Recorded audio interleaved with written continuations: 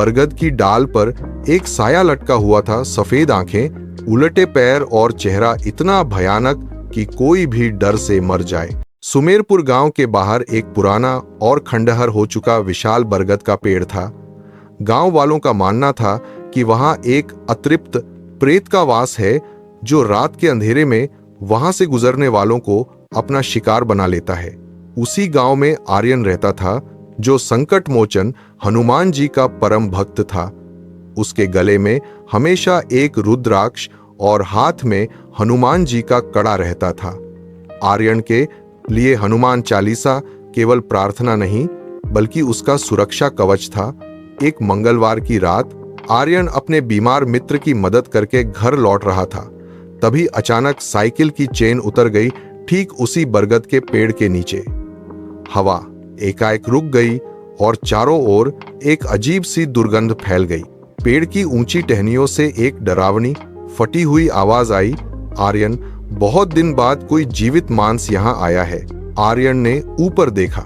बरगद की डाल पर एक साया लटका हुआ था। सफेद आंखें, उलटे पैर और चेहरा इतना भयानक कि कोई भी डर से मर जाए। वह प्रेत आत्मा नीचे उतरी और अपनी लंबी काली उंगलियां आर्यन की ओर बढ़ाने लगी।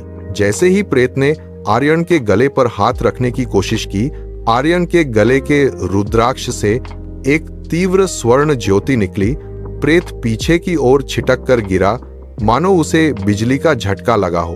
प्रेत दहाड़ा, तेरा यह धागा तुझे कब तक बचाएगा? मैं सदियों पुराना हूं। आर्यन ने घबराने के बजाय अपनी आंखें बंद की और पूरी शक्ति से हनुमान चालीसा का पाठ शुरू किया।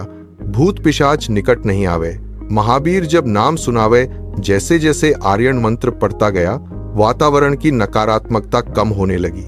प्रेत छटपटाने लगा। उसने अपनी माया से चारों ओर आग का भ्रम पैदा किया।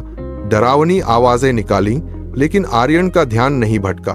आर्यन ने जैसे ही कहा, जय श्री राम, उसे महसूस हुआ कि उसके शरीर में एक असीम ऊर्जा का संचार हो रहा है।